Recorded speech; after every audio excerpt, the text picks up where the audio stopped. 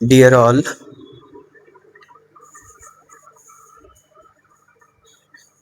our discussion was going on regarding Varsanupeksha Sarvodaya Tika, in which Acharya Shri Kund Kund Dev had given the first Mangala Charan, and thereafter in second Gatha they have given the names of 12 Anuprekshas, that is the thoughts. And thereafter Acharya Shri Virag Sagar Ji Maharaj has given a brief descriptions of all the thoughts, and in which up to now we had discussed regarding the nine thoughts. That in yesterday we see the ninth thought, that is Samvaranupreksha, and we see what is the Samvaranupreksha. So whatsoever karmas was coming into our soul, to stop that coming is called Samvara. And like in a river, you see the in a boat, if water is when the water is coming in the boat, that is called the asrav, and stopping that water to come into the boat, that is called samvar. Similarly, in our soul, from a lot of period, the karmas are continuously coming, and trying to stop that is called samvaranupreksha. And we see the what are the things that are important. So there are two types of samvaras we see. One is called the nischay samvara, and second is vyavahar samvara. In vyavahar samvara we see gupti, samiti, dharam, anupreksha, parishya, charitra, etc. These are the ways for the samvara. And by the nischay samvara we see that this soul is never happens the samvara in this soul, because it is always pure. It is always pure. So there is no question of coming the karmas in this thought, in soul. That's why the question of samvara does not arise. So these things we had yesterday seen, and today we are going to the next thought, that is called nirjaranupeksha. So nirjaranupeksha, that we will going to discuss today. बंधुओं, वात्सानुपेखा ग्रंथ पर सर्वोदया नाम की टीका चल रही है, जिसमें परम पूज्य गणाचार्य श्री 108 विराग सागर जी महाराज ने दूसरी गाथा का संक्षेप में वर्णन करते हुए जो 12 अनुपेक्षाओं के नाम आचार्य श्री कुंद कुंद देव ने गाथा नंबर 2 में बताए हैं, उनमें एक एक अनुप्रेक्षा पर आचार्य श्री ने संक्षेप में वर्णन किया है। तो जिसमें अभी तक हम 9 अनुप्रेक्षाओं तक चर्चा कर चुके हैं, और कल जो हमने की थी, कौन सी की थी? संवर अनुप्रेक्षा। संवर अनुप्रेक्षा, तो ये संवर क्या है? संवर्णम नाम कर्म संवर्णम, यानी कर्मों का आने से रोकना क्या है? वो संवर है। कर्मों का संवर, आत्मा में कर्मों के आने को रोक देना। जहां बंध अनुप्रेक्षा, आश्रव अनुप्रेक्षा में हमने देखा था कि कर्मों का आना वो आश्रव है, वहां उन कर्मों को आने के द्वार को बंद कर देना। और वो जो द्वार थे, कौन कौन से द्वार थे हमने देखा था जिससे कर्मों का आश्रव हो रहा था? तो उसमें हमने देखा था कि 5 द्वार कौन कौन से थे? मिथ्यात्व, अविरति, प्रमाद, कषाय और योग। ये क्या थे? कर्मों के आश्रव के द्वार थे। इनको रोक देना, मिथ्यात्व को रोकना है सम्यक्त्व के द्वारा, अविरति को विरति के द्वारा, व्रतों को ग्रहण करके, और फिर प्रमाद को रोकना। प्रमाद यानी एक तो सामान्य प्रमाद निद्रा आदि रहता है, और दूसरी बात है कि छठे गुण स्थानवर्ती जो प्रमथ गुण स्थान है, उसमें भी ध्यान की अवस्था को प्राप्त करके सप्तम गुण स्थानवर्ती अप्रमथ, तो वो क्या है? प्रमाद का भी वहां पर रोक देना। फिर उसके बाद प्रमथ के उसके बाद प्रमाद, योग, कषाय, 10वें गुण स्थान तक कषाय जाती है, उसके बाद कषाय का भी रोक देना, और योग 13वें गुण स्थान तक रहता है, लेकिन 14वें में अयोग केवली हो जाती है, वहां पर योग का भी संवर हो जाता है। तो इस प्रकार से ये जो 5 आश्रव के द्वार थे, उन आश्रव को रोकने का उपाय करना संवर है। और इसके लिए जो साधन आचार्य ने बतलाए थे, वो थे गुप्ति, समिति, धर्म, अनुप्रेक्षा और परिचय चारित्र। तत्वार्थ सूत्र में भी ये सूत्र आता है, स गुप्ति समिति धर्मानुप्रेक्षा परिचय चारित्राणी। तो वो जो 5 आश्रव के द्वार थे, उनको रोकने के लिए गुप्तियों को धारण करें, मन गुप्ति, वचन गुप्ति, काय गुप्ति। समितियां, 5 समिति का पालन करें, ईर्ष्या समिति, भाषा समिति, येष्णा समिति, आदान निक्षेपण समिति और प्रतिष्ठापन समिति। 10 धर्म आप सभी को पता है, उत्तम क्षमा मार्दव वाच्य शौच सत्य संयम तपस्याग आकिंचन्य ब्रह्मचारिणी धर्मः। अनुप्रेक्षा, अनुप्रेक्षा का तो वर्णन चल ही रहा है। और इसके बाद क्या है, परिचय, 22 परिचयों को सहन करना। और चारित्राणी, सबसे अंत में क्या कहा, चारित्र को धारण करना। 5 प्रकार का चारित्र है और 5 प्रकार का चारित्र किसका है, मुनियों के लिए। लेकिन यदि मुनियों के 5 प्रकार के चारित्र को यदि आप धारण करने में सक्षम नहीं है तो कम से कम देश चारित्र को धारण करना, और जितना अपन बढ़ा सकते हैं उसको, 2 प्रतिमा, 3 प्रतिमा, 4 प्रतिमा, 7 प्रतिमा, 11 प्रतिमा, जहां तक बढ़ा सकते हैं, जितना जितना अपन चारित्र में वृद्धिगत करते जाएंगे उतना उतना अपना संवर होता जाएगा। तो इस प्रकार से यहाँ पर संवर के विषय में कल चर्चा चल रही थी और इसमें संवर के उपायों को भी बताया था। तो जहां हमने देखा कि जो कारणों से संवर हो रहा, आश्रव हो रहा था, उनको रोकना, और कैसे रोकना है, तो वही गुप्ती समिति आदि के द्वारा, व्यवहार में भी और निश्चय में भी। निश्चय गुप्ती क्या है, मन गुप्ती, वचन गुप्ती, काय गुप्ती। तो मन गुप्ती, माँ चिट्ठे माँ जंपे माँ चिंते जेनवी होई खिरो, यानी निरोध कर देना, वो निश्चय गुप्ती है। मन के कार्य का निरोध कर देना, कुछ भी मत सोचना, एकमात्र आत्मा का चिंतन करना, वो निश्चय मन गुप्ती है। लेकिन व्यवहार गुप्ती क्या है, आप उतना नहीं कर पा रहे तो अच्छा चिंतन करो। अशुभ से शुभ का चिंतन करना, असुहादो विनिवित्ति सुहे पवित्तीय जान, ये क्या है, ये व्यवहार गुप्ती है। अशुभ से हटा के शुभ में लगाना, और वही चारित्र है, वही चारित्र है वास्तविकता में। ये चारित्र के ही भाग हैं सारे। तो 13 प्रकार का चारित्र अपन देखते हैं, कौन कौन सा है, 5 महाव्रत, 5 समिति और 3 गुप्ती। तो उसमें भी गुप्ती की बात आ रही है। वचन गुप्ती, मौन धारण कर लेना, ये निश्चय गुप्ती। और व्यवहार गुप्ती, भाषा समिति से बोलना, अच्छी बात बोलना, शास्त्रों का अभ्यास करना, ये क्या है, व्यवहार गुप्ती है। और तीसरी क्या है, काय गुप्ती, शरीर का हलन चलन रोक देना, ये निश्चय गुप्ती। और अच्छे कार्यों में शरीर को लगाना, भगवान के हाथ जोड़ना, नमस्कार करना, मुनियों की सेवा करना, वैयावृत्ति करना, आहार दान देना, इसमें जो काया का उपयोग हो रहा है वो व्यवहार गुप्ती है। इसके बाद समिति, तो इसी प्रकार से समितियों के विषय में लगाना चाहिए, क्रिया समिति, भाषा समिति, ईष्णा समिति, अभी आएगा सारा ये डिटेल में, हम अभी आगे चलेंगे। अभी तो मात्र आचार्य ने जो नाम का उल्लेख किया था उस पर संक्षेप वर्णन दिया है, बाकी तो पूरा ग्रंथ ही है जो 12 अनुप्रेक्षाओं के ऊपर है। तो उसमें पूरा डिटेल में इसमें 10 धर्म क्या है, 12 अनुप्रेक्षाएं क्या है, 22 प्रकार के परिचय क्या है, और चारित्र, देश चारित्र क्या चीज है, सकल चारित्र क्या है, सामायिक, छेदोपस्थापना, परिहार, विशुद्धि, सूक्ष्म सांप्राय, यथाख्याति, सारे वर्णन अभी आगे आएंगे।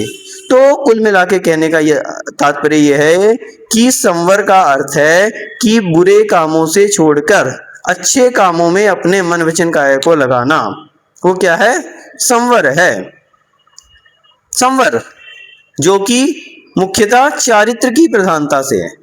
जितने भी हैं, चाहे आप 10 धर्म कह लो या अनुप्रेक्षाएं कह लो, गुप्ती समिति, किसकी ओर इंगित करते हैं, चारित्र को धारण करने की बात करते हैं। चारित्र को धारण, अंत में क्या आया, चारित्राणी। देश चारित्र को भी यदि हम धारण करते हैं तो उतने उतने तक तो अपना संवर होता ही है। और महाव्रतों को धारण कर लें तो बात ही कुछ और है। बहुत सारे लोग महाव्रत को धारण नहीं कर पाते, घर पे रहते हुए भी देश चारित्र को धारण कर लेते हैं, वो भी बहुत बड़ी बात है। कोई 2 प्रतिमा के नियम ले रहा है, कोई 3 प्रतिमा के, कोई 4 प्रतिमा के। तो जितना जितना आप चारित्र को धारण करते जाएंगे उतना उतना आपके संवर में वृद्धि होती जाएगी। आज बहुत खुशी की बात है कि आपके यहाँ से प्रभा देवी जी, उन्होंने जो 2 प्रतिमा के नियम पहले से पाल रही थी, आज 3 प्रतिमा के नियम लिए उन्होंने, 3 प्रतिमा के नियम, चारित्र को वृद्धिगत किया। तो निश्चित रूप से जो चारित्र को वृद्धिगत करता है, अभी 2 टाइम की सामायिक करती थी, अब 3 समय की सामायिक करेंगी, तो निश्चित रूप से उतना समय जो उन्होंने सामायिक के लिए अपनी तीसरी प्रतिमा का नियम बढ़ाया है, तो उतना उनकी संवर भी होगा। संवर यानी क्या, खराब चीजों को रोकना ही तो संवर है। सामायिक के द्वारा अपन क्या करते हैं, उतने समय के लिए, अभी आप प्रवचन में बैठे हो तो क्या हो रहा है, संवरित हो रहा है। इतना समय आप अशुभ से बच रहे हैं, ना आपको घर गृहस्थी की चिंता है, ना दुकान की चिंता है, ना किसी व्यापार आदि की चिंता है। तो क्या हो रहा है, एकमात्र धर्म ध्यान में मन लगा हुआ है, यही तो संवर है। तो वास्तविकता में संवर का अर्थ यही है कि असुहादो विनिवित्ति, अशुभ से अपनी जो प्रक्रिया है मन वचन काया को हटाना है, और सुहे पवित्ति, शुभ में उसकी प्रवृत्ति करना, वो संवर है। ये क्या है? ये व्यवहार संवर है। और निश्चय संवर क्या है? निरोध कर देना मन वचन काया का, वो निरोध कर देना, वो निश्चय संवर। तो यहाँ पर तो आचार्य जी ने कहा कि ये सब जो उपाय हैं ये व्यवहार संवर के हैं, निश्चय से तो आत्मा में संवर होता ही नहीं है। निश्चय न्याय से जब हम देखते हैं तो आत्मा तो सर्वथा शुद्ध ही है, कर्मों का आश्रय उसमें हो ही नहीं सकता। निश्चय ने तो यही कहेगा, कर्मोपाधि रहित शुद्ध निश्चय नहीं कहता है। आत्मा कैसी है? कर्मोपाधि से सर्वथा रहित ही है, शुद्ध निश्चय ने तो यही कहेगा। तो इस कारण वहां पर संवर की कोई आवश्यकता ही नहीं है। तो इस प्रकार से कल संवर भावना के विषय में चला था, आज निर्जरा अनुपेक्षा के विषय में आचार्य शुरू आगे निर्जरा यानी क्या।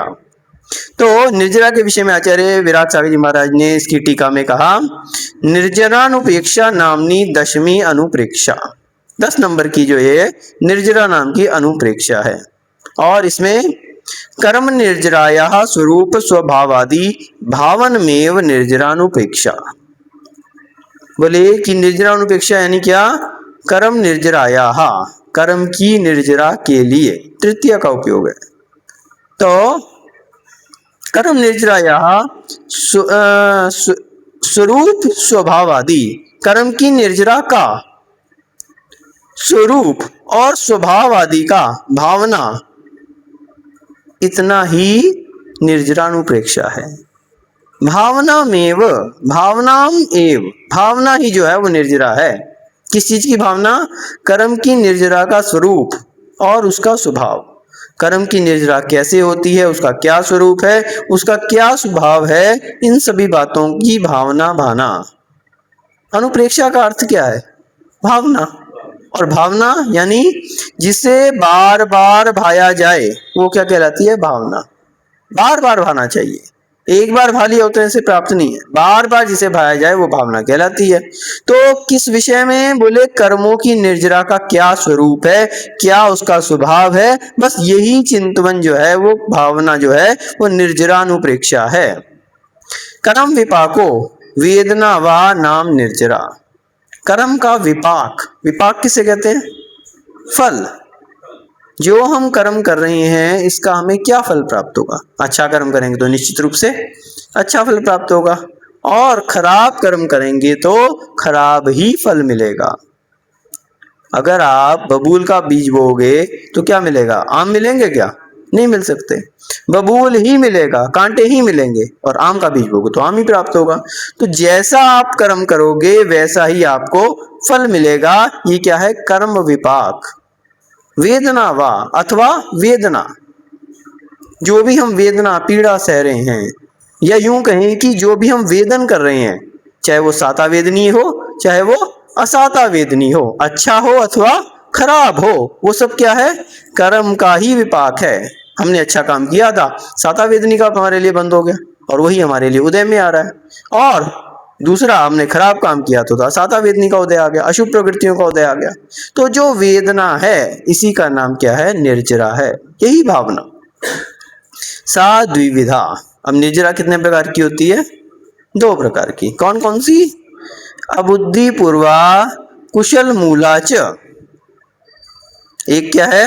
अबुद्धि पूर्वा, अबुद्धि पूर्वक, और दूसरी कुशल मूला, कुशल मूल। स्वनियत काले पक्वताम प्राप्ता निर्जरा अबुद्धि पूर्वा। क्या कहा? अपने नियत काल में जो भी कर्म बंधता है उसकी क्या होती है? एक स्थिति होती है। आपने देखा होगा ना कि बंध कितने प्रकार का होता है? 4 प्रकार का। कौन से 4 प्रकार का? स्थिति, अनुभाग, प्रकृति और प्रदेश। प्रकृति बंध, प्रदेश बंध, स्थिति बंध और अनुभाग बंध। तो इसमें जो स्थिति बंध है वो प्रत्येक बंध, प्रत्येक कर्म जो है एक स्थिति को लिए हुए है, और उसी स्थिति में वो क्या होता है? निर्जीन होता है। उसी स्थिति में वो निर्जीन होता है। मान लीजिए आपने देवायु का बंध किया, तो देवायु का बंध किया तो देवायु तो उसका क्या हो गया? उसकी प्रकृति हो गई। और उसमें आपने सातवें या मान लीजिए आपने 33 सागर की आयु का बंद कर लिया, उत्कृष्ट आयु का, तो क्या होगी उसकी स्थिति होगी, यानी 33 सागर की आयु का आपका कर्म बंद हुआ है तो 33 सागर में निर्जीन होगी। जब भी आपकी शुरू होगी, मनुष्य आयु पूरी होगी तो देव आयु आपकी उदय में आ जाएगी। तब तक उदय में नहीं आएगी, सत्ता में बड़ी भरे पड़ी रहे। सत्ता में आयु आपकी देव आयु बंधने के बाद पड़ी रहेगी। दो प्रकार की आयु रह सकती हैं, एक भुज्यमान आयु और एक बध्यमान आयु। तो भुज्यमान आयु तो वो है जो आपकी चल रही है, और जो आपकी बध्यमान आयु है वो सत्ता में पड़ी रहेगी जब तक उदय में नहीं आएगी।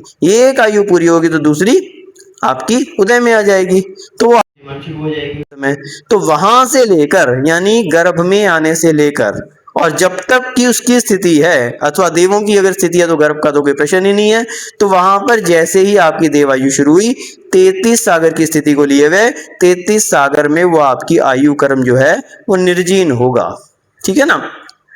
तो स्वनियत काले, जो उसका नियत काल है, अगर 33 सागर का तो 33 सागर, अगर 1 सागर का तो 1 सागर, 2 सागर, जितना भी उसकी स्थिति है, मनुष्य ये तो हो सकता है मात्र 80 वर्ष की हो, 90 वर्ष की हो, तो जितनी भी उसका नियत काल है उसमें पक्वताम प्राप्ता निर्जरा, परिपक्व होकर निर्जीन हो जाना, वो क्या है, अबुद्धि पूर्वा, वो अबुद्धि पूर्वक निर्जरा है, जिसमें आपने कोई पुरुषार्थ नहीं किया, कर्म उदय में आया, अपना फल दिया और जो उसकी स्थिति को लिए हुए था उतनी स्थिति तक वो चला और उसके बाद निर्जीन होकर झड़ गया, निर्जरा को प्राप्त हो गई। यहाँ पे आपने कुछ नहीं किया, ये कैसी है, अबुद्धि पूर्वा, अबुद्धि पूर्वक है, इसमें आपने अपना कोई पुरुषार्थ नहीं किया। सैव, उसी प्रकार स एव अकाम निर्जरापि कुत्रचित् बनिता, उसको क्या कहा, अकाम निर्जरापि, इसे ही क्या कहा, अकाम निर्जरा, अकाम निर्जरा है।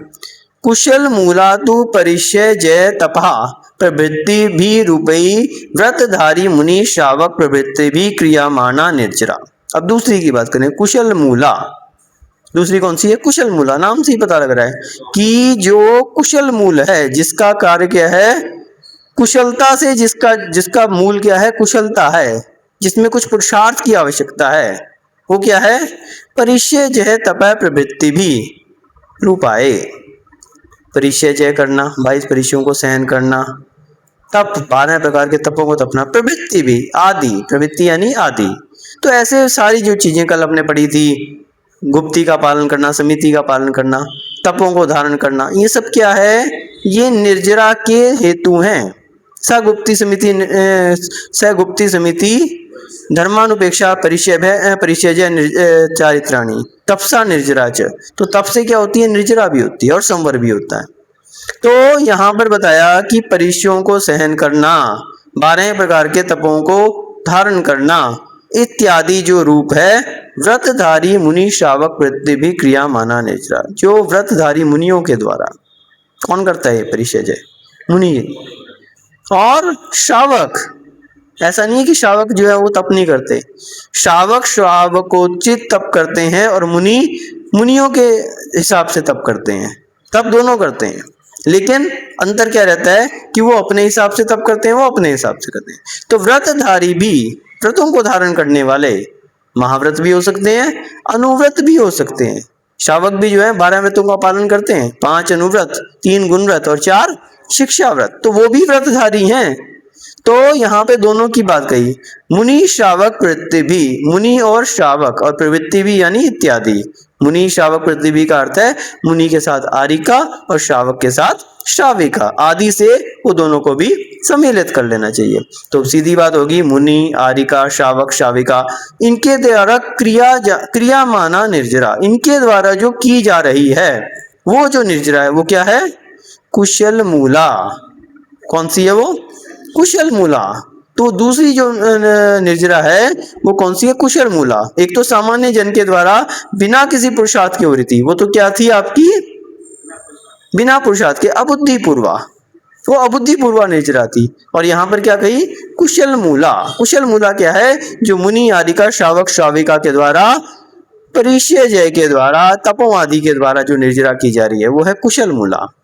तत्रेशा मोक्ष मार्गे कुशल मूलैव श्रेयस्करी। अब मोक्ष मार्ग में कौन सी निर्जरा महत्वपूर्ण है, कुशल मूला एव, एव शब्द से क्या लेना है? एकमात्र कुशल मूला निर्जरा ही महत्वपूर्ण है, आपकी जो अबुद्धि पूर्वक है वो महत्वपूर्ण नहीं है, उसका कोई भी महत्व नहीं है। एव शब्द लगा दिया, एव शब्द से क्लियर हो गया कि एकमात्र यही महत्वपूर्ण है, दूसरी का कोई महत्व नहीं है। तो तत्रेषा, उन दोनों में, ऐशा यानी कि जिसकी बात कर रहे हैं हम, कुशल मूला, ये वाली मोक्ष मार्गे श्रेयस्करी, यही मोक्ष मार्ग में श्रेयस्कर है। एव शब्द से क्लियर हो गया कि यही श्रेयस्कर है, दूसरी श्रेयस्कर नहीं है। हाँ, वही बताया ना कि जो अकाम निर्जरा की हमने पहले बात कर ली, जो कि अबुद्धि पूर्वक हो रही थी, वो महत्वपूर्ण नहीं है, यही निर्जरा जो कुशल मूला महत्वपूर्ण है। अकाम निर्जरा जिसका नाम था अबुद्धि पूर्वक का, वो महत्वपूर्ण नहीं है। हाँ, तो स एव अपाक निर्जरा भन्यते, उसी को क्या कहा? अविपाक निर्जरा। इसी का दूसरा नाम क्या कहा? अविपाक निर्जरा। वो अकाम निर्जरा थी, ये अविपाक निर्जरा है। तो स एव अविपाक जा निर्जरा भन्यते, इसी को क्या कहते हैं? अविपाक निर्जरा। यथा, अब उदाहरण दे रहे हैं आचार्य श्री, अजीर्ण दोषेन मल संचये जाते रोगी आरोग्य माकुलताम चानुभवती। अजीर्ण दोषेन, किसी को क्या हो गया? अजीर्ण हो गया, जैसे हमारे श्यास भैया को अजीर्ण हो गया, अब बार बार उनके लिए बाधा हो रही है। मल संचय जाते, अजीर्ण नहीं, इनके लिए तो दूसरी समस्या होगी, जिसके लिए मल संचय हो गया और उनके लिए क्या हो रहा है? निर्जरा नहीं हो पा रही, मल संचय हो गया पेट में और उसको जो है वो निकल नहीं रहा है, तो क्या कहलाता है? अजीर्ण। तो मल संचय जाते रोगी आरोग्यम आकुलताम चानुभवती, जो रोगी है वो क्या करता है? वो कठिनाई को अनुभव करता है, लेकिन जब उसका मल निकल जाता है तो क्या करता है? आराम महसूस करता है। बहुत उसके लिए आकुलता जो हो रही थी, उस आकुलता से उसको अब अनुकूलता महसूस होती है, आरोग्य अनुभव होता है उसके लिए। जो अभी रोगी था वो आरोग्य को अनुभव करता है, स्वस्थता को अनुभव बनता है। तो जो उसको आकुलता हो रही थी, वो आकुलता भी उसकी जो है वो क्या हो जाती है? समाप्त हो जाती है। अस्वास्थ्य और व्याकुलता जो अनुभव कर रहा था वो समाप्त हो जाती है। कैसे? ये तो था कि अजीर्ण दोष के कारण मल संचय जब हो गया, तो जब तक तो मल संचय रहेगा तब तक तो वो क्या करेगा? रोगी बने को महसूस करेगा और आकुलता को अनुभव करेगा। लेकिन यथोचित औषध सेवेन मल विपाके मल निर्जरण सते सुखी भक्ति, तो कब होगा? जब वो औषधि का सेवन कर लेगा। जब तक तो उसने औषधि का सेवन नहीं किया, उसके लिए रोग का अनुभव हो रहा है, उसके लिए मल संचय है, पेट में निकल नहीं रहा है, तब तक तो वो आकुलता अनुभव कर रहा है, रोगी पने को अनुभव कर रहा है। लेकिन जैसे ही उसने औषधि का सेवन किया और मल निर्जरा, मल की क्या हो गई? निर्जरा हो गई, तो क्या हो गया? सुखी भवती, सुखी हो गया वो। उसके लिए जो पीड़ा हो रही थी, जो समस्या खड़ी थी, वो दूर हो गई। तथैव, उसी प्रकार से, यहाँ पे दृष्टांत की बात की, अब दृष्टांत पे आ गया आचार्य श्री। ये तो दृष्टांत दिया किसका? अजीर्ण का। अब दृष्टांत क्या है? तो अब दृष्टांत की बात कर रहे हैं। तथैव भव्य जीवो, भव्य जीव जो है, हर एक की बात नहीं की यहाँ पे, अभव्य की बात नहीं की, भव्य जीव की बात की।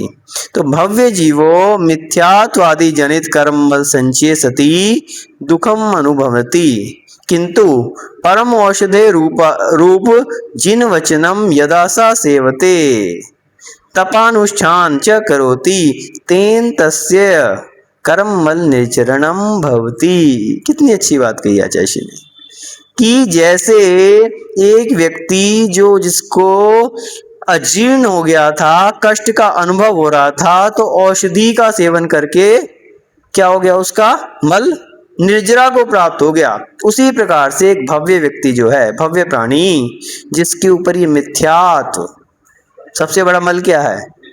मिथ्यात्व। मिथ्यात्व जनित कर्म मल संचय सती, मिथ्यात्व रूपी ये जो मल है वो संचय हो गया है, आत्मा के ऊपर ये मिथ्यात्व रूपी मल, सबसे बड़ा यदि कोई दुख है मिथ्यात्व का है। संसार में सबसे बड़ा घुमाने का कारण यदि कोई है मिथ्यात्व है। आश्रव के कारणों में भी हमने पहला कारण क्या देखा था? मिथ्यात्व। सबसे पहला कारण, सबसे बड़ा दुख का कारण ये मिथ्यात्व है। तो मिथ्यात्व जनित कर्म मल संचय सती, ऐसा कर्म मल का संचय हो जाने पर दुखम अनुभवती, दुख का अनुभव करता है। मिथ्यात्व के कारण स्वर्गों में भी मिथ्या दृष्टि जीव कभी सुखी नहीं रहता, और जो सम्यक दृष्टि है वो नरकों में भी सुखी रहता है। तो कारण क्या है? स्वर्ग और नरक इतना महत्वपूर्ण नहीं है, मिथ्यात्व और सम्यक्त जो है सुख और दुख में कारण है मिथ्यात्व। वैसे भी हम देखते हैं अपने जीवन में, जो व्यक्ति सम्यक दृष्टि होता है वो कैसी भी परिस्थिति में रहे सुखी रहता है। क्यों? क्योंकि वो परिस्थिति से प्रभावित नहीं होता। हमने एक दिन कहा था कि यदि आप जीवन में सुखी रहना चाहते हैं, प्रसन्न रहना चाहते हैं, तो आप परिस्थितियों को पर की स्थिति समझो, अपनी स्थिति मत समझो, और पर की स्थिति के कारण अपनी स्थिति मत बिगाड़ो। पर की स्थिति है वो तो आएगी जाएगी, आज आपके लिए अनुकूलताएं कल विपरीतताएं हो जाएंगी, आज विपरीतताएं कल अनुकूलताएं हो जाएंगी। तो व्यक्ति जो है सुख में फूलता नहीं है और दुख में कूलता नहीं है, अपनी स्थिति को बनाए रखता है कम से कम। यदि आपने अपने मन की स्थिति को बनाया हुआ है तो पर की स्थिति आपको प्रभावित नहीं कर सकती, और यदि आप पर की स्थिति से प्रभावित हो गए तो क्या हो जाएगा? आप सुखी दुखी हो जाओगे। तो वास्तविकता में ये पर की स्थिति को अपनी स्थिति समझ लेना ही मिथ्यात्व है, यही मिथ्यात्व है। और सम्यक दृष्टि क्या है?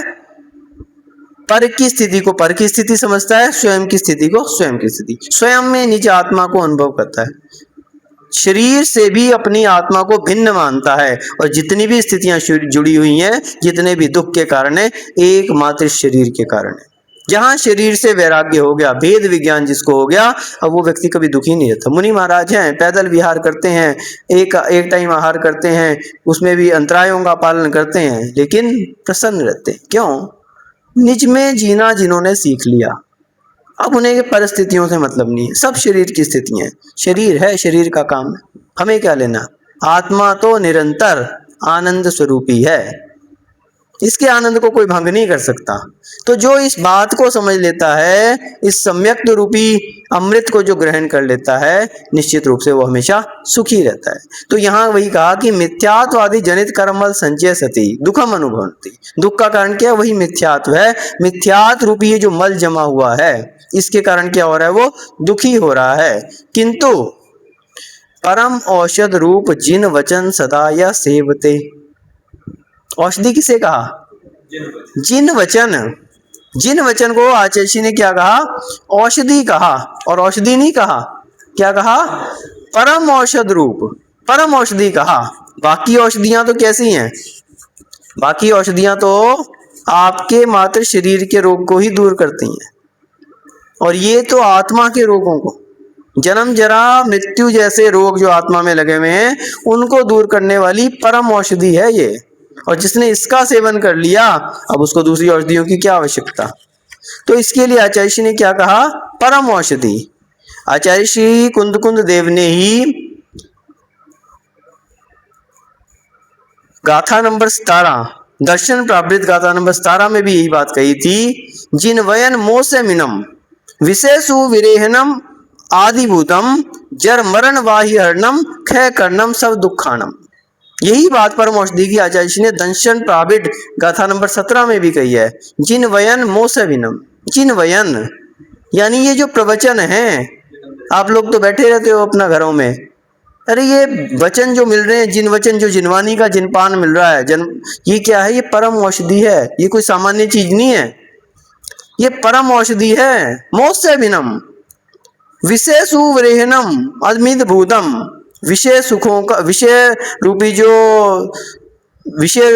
जो ये पड़े हुए हैं दुख, इनका विरेचन करने वाली है। विषय सुख नामक का जो ये हमारे ऊपर वो छाया हुआ है ना, वही बात जो यहाँ पे की कर्म बल संचय जो है, तो विषय सुख का जो ये वो गंदगी अंदर जिसका विरेचन नहीं हो रहा, उसका विरेयनम, विरेचन करने वाली है उसको। और अमित भूतम, अमृत भूत है ये, छोटी मोटी चीज नहीं, अमृत कहा है इसके लिए, अमित भूतम। जर मरण वाही हरणम, जन्म मरण की वाही यानी कि व्याधि को हरने वाली है। जन्म जरा जैसे दुखों को, जन्म मृत्यु जैसे दुखों को दूर करने वाली है। क्षय कर्णम सब दुखानम, सभी दुखों का क्षय कर्णम, क्षय करने वाली है ऐसी ये क्या है, जिनवयन, चिन्ह वचन जो है ये ऐसी एक औषधि है और परम औषधि। तो यदा से सेवते, जैसे ही उसका सेवन करता है, इस परम औषधि का जैसे ही वो सेवन करता है, तप अनुष्ठानम च करोति, और क्या करता है, तपों का अनुष्ठान करता है, 12 तपों का पालन करता है, यथाशक्ति तपों का अनुष्ठान भी करता है। अब ये ध्यान रख लेना, जरूरी नहीं है कि आप नगनता को धारण करो और मुनि महाराज बन के जंगलों में जाके और एक पैर पे खड़े होकर तपस्या करो, नहीं। तपानुष्ठान कैसी है, यथाशक्ति, यथाशक्ति जितनी आपकी शक्ति है। लेकिन ये ध्यान रखना, जिसकी जो शक्ति है उससे छुपाना नहीं चाहिए। जिसकी 2 प्रतिमा धारण करने की शक्ति है उसे 2 प्रतिमा धारण करनी चाहिए, जिसकी उसको आगे बढ़ाने की शक्ति है उसको बढ़ाना चाहिए। यथाशक्ति, शक्ति से ज्यादा नहीं करना चाहिए तो शक्ति से कम भी नहीं करना चाहिए, ये भी ध्यान रखना चाहिए। ऐसा नहीं है कि अपनी शक्ति तो है कि अपन मुनि दीक्षा ले लें और अपन शुल्क दीक्षा भी नहीं ले रहे, प्रमादई में पड़े हुए हैं। अपनी शक्ति है कि अपन चलो दीक्षा नहीं ले पा रहे, प्रतिमा को धारण कर लें, लेकिन कौन करे पालन, कौन पानी भर के लाए, कौन 16 छाने, का करना। तो ये सब जो प्रमाद कर देता है वो तपानुष्ठान नहीं कर पा रहा। यथाशक्ति तपों का पालन करना जरूरी है। तो तपानुष्ठानम च करोति, तेन उससे, तस्य उसका, कर्म मल निर्जरण भवति, उसका कर्म रूपी जो मल है ये क्या होता है, निर्जीन हो जाता है। जैसे औषधि के सेवन से जो पेट में जमा हुआ मल था निर्जीन हो गया, उसको सुख का अनुभव हो गया, उसी प्रकार से इस परम औषधि जिनवयन रूप औषधि के द्वारा उसका कर्म रूपी मल जो है वो निर्जीन हो जाता है। एवं निर्जरा प्रमुख हेतु भूतेषु तपसहा, इसलिए निर्जरा का सबसे बड़ा हेतु क्या है, तप है, तप का अनुष्ठान। यथाशक्ति तप का पालन करना निर्जरा है, यथाशक्ति, इसलिए तप का अनुष्ठान करना चाहिए अपन को। 12 तपों का पालन जितना हो सके, जितना अपन तप को ग्रहण कर सके उतना तो अपन को ग्रहण करना ही चाहिए। तथापि ध्यान तपस्या सर्वोत्कृष्टा वरीवर्ती, लेकिन उनमें भी सबसे अधिक कोई सबसे बड़ा तप है तो वो ध्यान तप है। और पंचम काल में हम क्योंकि ध्यान यानी प्रेक्षा जिसे बोलते हैं, प्रेक्षा तप नहीं कर पा रहे तो अनुप्रेक्षा, इसलिए अनुप्रेक्षा भावना भानी चाहिए। इसलिए यहाँ पर निर्जरा भावना का आचार्य ने बहुत सुंदर स्वरूप कहा कि जहां तक हो सके हमें इस निर्जरा भावना का पालन करना चाहिए। उक्तम च मोक्ष शास्त्र, 2 लाइनों का और है, उसके बाद इसको पूरा करते हैं अपन। ध्रुव सिद्धि तिथैरो चौनान जुदो करेति तव्यर्णम नाउन ध्रुव कुज्जा तव्यर्णम नान जुतोवी। मोक्ष शास्त्र गाथा नंबर, मोक्ष प्राप्त गाथा नंबर 60 में आचार्य ने कहा कि ध्रुव सिद्धि तिथैरो, जिनके लिए सिद्धि यानी मोक्ष की प्राप्ति होनी है, ऐसे तीर्थंकर चौनान जुदो, जो 4 ज्ञान के धारक हैं, करेई तव्यर्णम, वो भी क्या करते हैं, तप करते हैं। अब देखो तीर्थंकर जिनके लिए निश्चित है कि उनके लिए मोक्ष जाना ही जाना है, जन्म से कितने ज्ञान के धारी होते हैं, 3 ज्ञान के धारी, और तपस्या जैसे ही वो दीक्षा लेते हैं कितने, 4थे ज्ञान के भी 7 हो जाते हैं, 4 ज्ञान के धारी हैं, निश्चित है कि सिद्धि होनी होनी है, वो भी करेदी तव्यर्णम, वो भी तपस्या करते हैं। नाउन ध्रुवम कुज्जा, ये जानते हुए कि मेरे को तो सिद्धि होनी है, तब भी वो क्या करते हैं, तप करते हैं, ऐसा जानकर, नाउन जानकर, ध्रुवम कुज्जा तव्यर्णम नान जुत्तोवी, ज्ञानी पुरुषों को, नान जुत्तो यानी जो ज्ञान से युक्त हैं, ऐसे ज्ञानी पुरुषों को ध्रुवम कुज्जा तव्यर्णम, तपस्या अवश्य ही करनी चाहिए। तपस्या का महत्व बताया। तो एवं निर्जरा गुणानुचिंतनम कुर्वतो जीवस्य कर्म निर्जरणे प्रवृत्ति सम्यक्तया भवति मोक्ष प्राप्ति च सुकरा।